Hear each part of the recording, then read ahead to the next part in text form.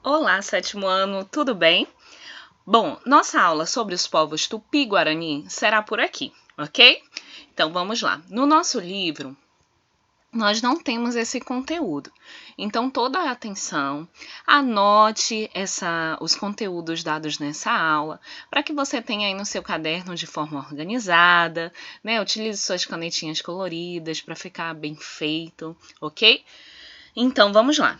Esse conteúdo ainda faz parte do conteúdo que nós estudamos anteriormente, né? Sobre os incas, os astecas e os maias.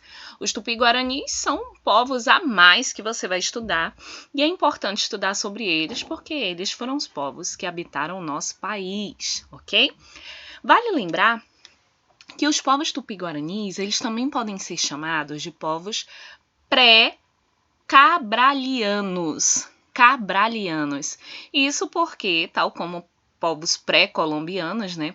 Os povos pré-cabralianos significa que foram povos que habitaram o Brasil antes da chegada de Pedro Álvares Cabral, por isso o nome pré-cabraliano, ok? Então vamos lá começar os nossos estudos sobre os povos Tupi-Guarani.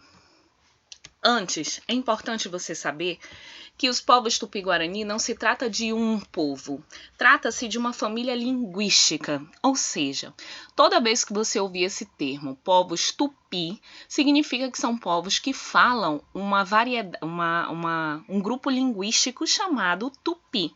Dentro desse grupo linguístico há várias nações indígenas, ok?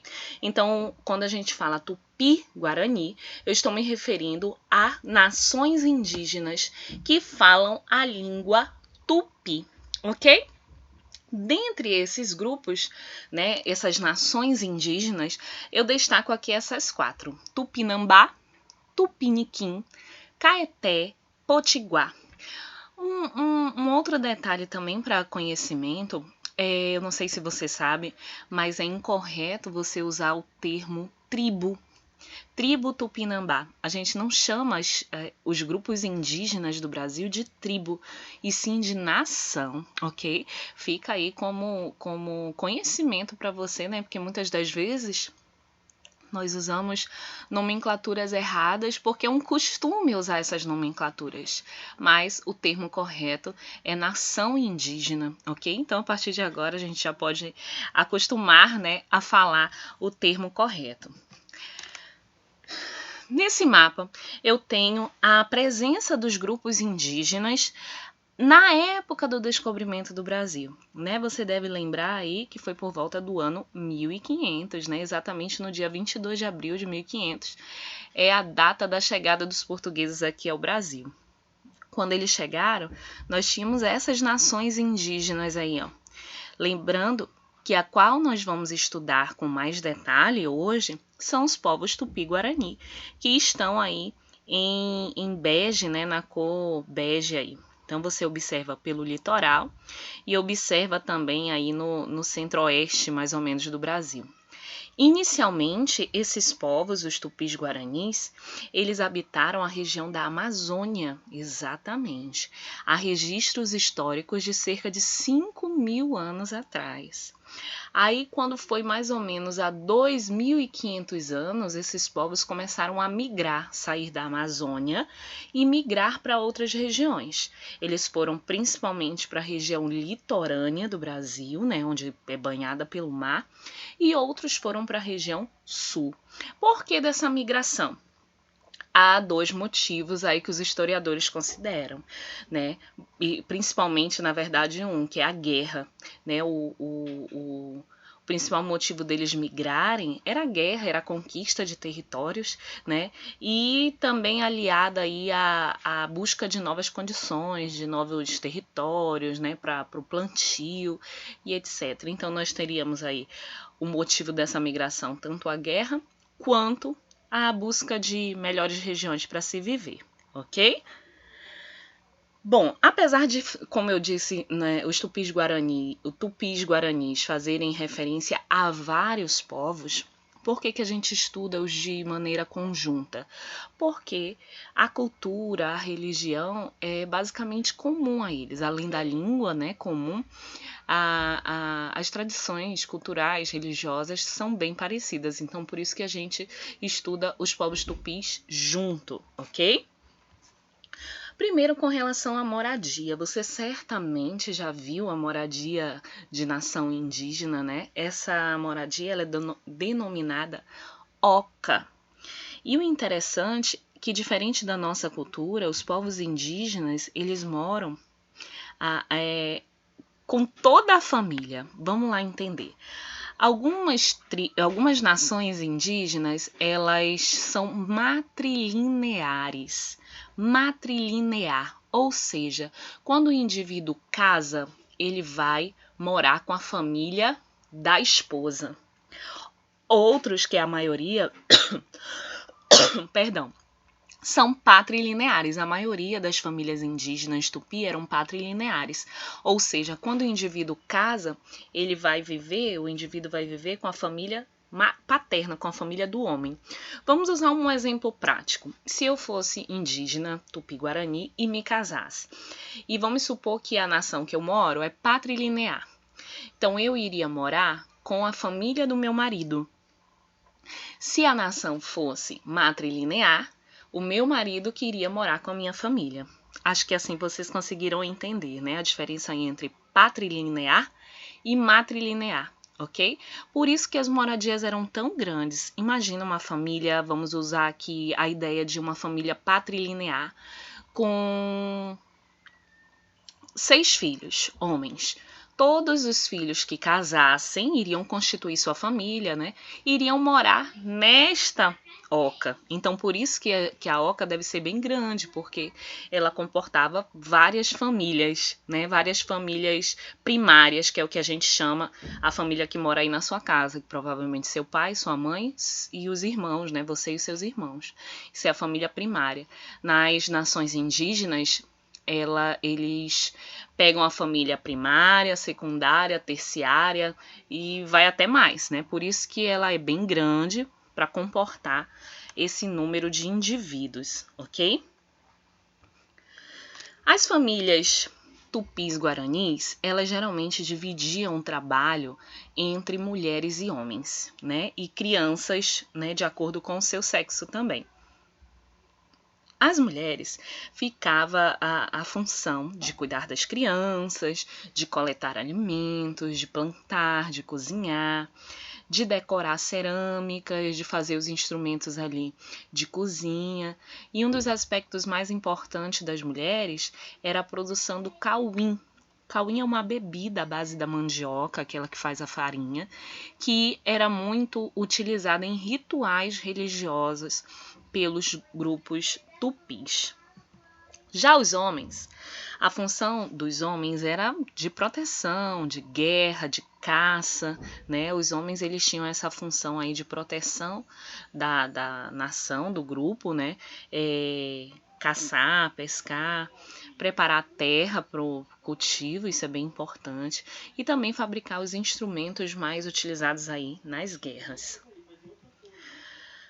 Bom, os grupos indígenas, eles costumavam aceitar a poligamia e poliandria. Vamos entender esses termos. A poligamia consiste em um homem ter mais de uma esposa, e a poliandria consiste na mulher ter mais de um marido, ok? Porém, não era quando a pessoa quisesse praticar esse tipo de casamento. Era necessário, principalmente o homem, né, ter um certo status dentro da nação, ele ter algum grau de importância para ele ter mais de uma esposa, assim como a mulher também. Né? Era mais comum a poligamia, ou seja, o homem ter mais de uma esposa, ok? A poliandria era mais rara, mas acontecia, tá bom? E a mulher também precisava ter um status social ali de importância dentro da aldeia dela, para ela poder ter direito a esse segundo marido ou terceiro, se fosse o caso. O líder dos grupos tupis-guaranis, geralmente, ele era escolhido dentre os guerreiros mais corajosos, né, mais espertos. Esse líder, muitas das vezes, era chamado de cacique. Porém, ao contrário do que você está pensando, ele não exercia autoridade total sozinho como um rei. Não. Nas aldeias indígenas tupis-guaranis, as decisões eram todas dentro do coletivo. Quem tinha um grau de importância muito grande nas decisões eram os idosos, os anciões. Isso porque, né, a população acreditava, e é verdade também, né, que como eles já passaram por muitos problemas, a vida deles, eles têm um grau de conhecimento maior. Realmente faz sentido, né? Então, havia sim o cacique, mas ele não tomava as decisões sozinho. Ele tinha ali com ele um grupo de anciões, como se fosse um conselho, para ajudá-lo a tomar as decisões. Nós tínhamos também uma outra figura, que é o pajé. O pajé, ele é um indivíduo que ele cuida tanto da parte religiosa quanto da parte medicinal. O pajé é a pessoa que lida com as conexões entre os seres vivos, a natureza, a vida e a morte. Então, o pajé, ele tem essa estratégia, né? Esses rituais, ele tem acesso a esses rituais que permite conectá-lo com o mundo dos mortos, com a natureza, né? O pajé, ele consegue se comunicar com animais selvagens. Então, o pajé é uma figura importantíssima dentro das nações tupis-guaranis. Vale lembrar, gente, que apesar desses grupos terem vivido aí na época pré-cabraliana, nós ainda temos atualmente grupos tupis-guaranis espalhados pelo Brasil. E que bom que nós temos, né? Muitos deles ainda com essa cultura, com essas tradições ainda bem fortes, ok? Com relação à alimentação, acho que você já deve deduzir, né? Inclusive a alimentação dos povos tupi-guaranis, eles ainda está até hoje no dia a dia do brasileiro. Nós temos a alimentação bem variada de acordo com a plantação desses grupos, né? Então nós temos aí a mandioca, as batatas, o milho, né? E aqueles que viviam próximo a rios e mares, a pesca era uma importante fonte de alimentação desses povos. Bom, nós chegamos aqui num slide bem interessante. Os tupis-guaranis, eles costumavam fazer um ritual bem curioso. É um ritual antropofágico. Eles praticavam a antropofagia. Como eu disse na correção do exercício, né? Antropofagia é a junção de duas palavras, homem e comer. Porém, a antropofagia, ela é bem diferente do canibalismo, são coisas bem diferentes. A antropofagia, ela era realizada em um ritual religioso. Como que ocorria? Quando os tupis-guaranis entravam em guerra com outros grupos e eles ganhavam, eles pegavam aquele indivíduo mais corajoso, mais esperto, o inimigo, né, mais corajoso, mais esperto, e aprisionavam. Deixavam esse indivíduo viver ali com eles e não pensem que ser um prisioneiro na nação tupi era tão ruim. Muitas vezes esse prisioneiro casava, tinha filhos, vivia em conjunto realmente. Mas chegava dado o momento ali do ritual, que não era todo dia, claro, né?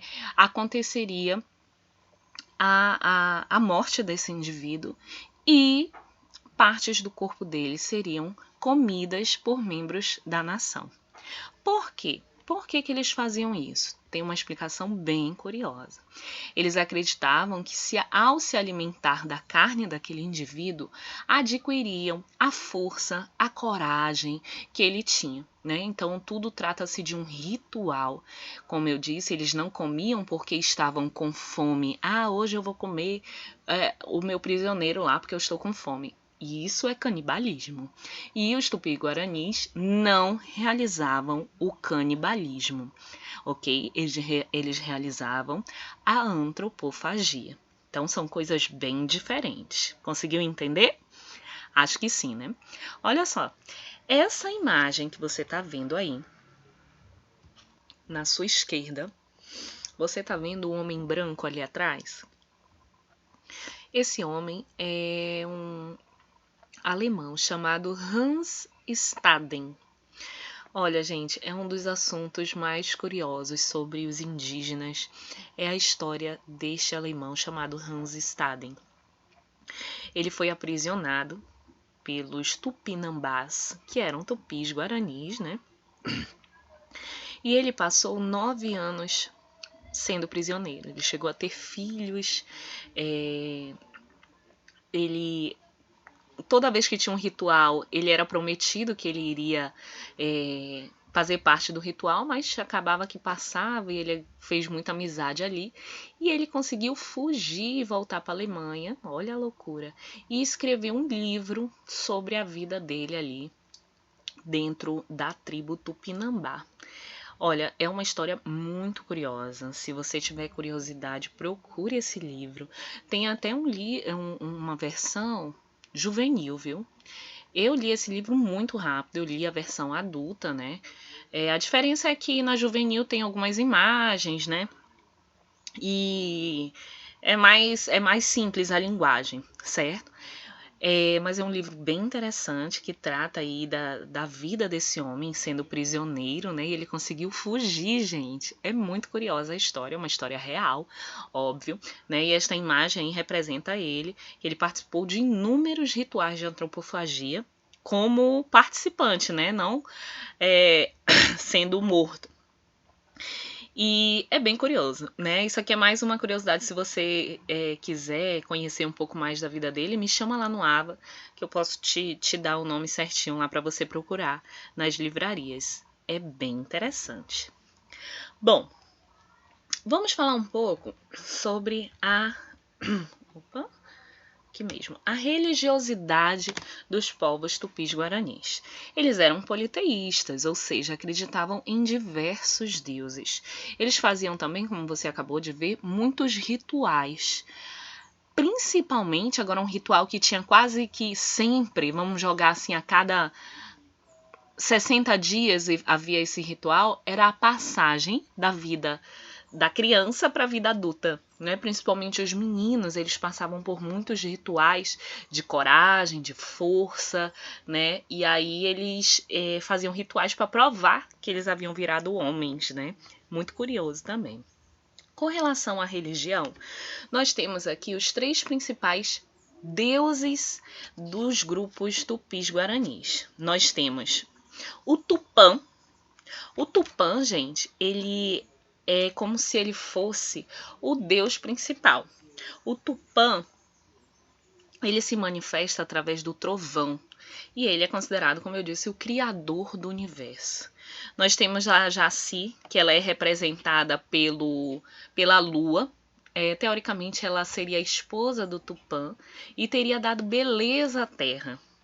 E a Yara, né, acho que todos aí já ouviram falar, trata-se de um ser que protege os rios e mares. Ou seja, ela foi criada aí pelo Tupã, segundo a mitologia indígena. Esses são os 3 principais deuses.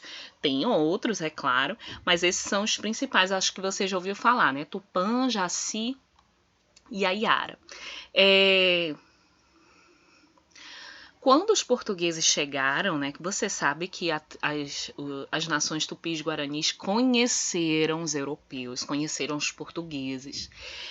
Os portugueses utilizaram da religião indígena para tentar converter os indígenas, associando o Tupã ao nosso Deus, né, o criador do universo.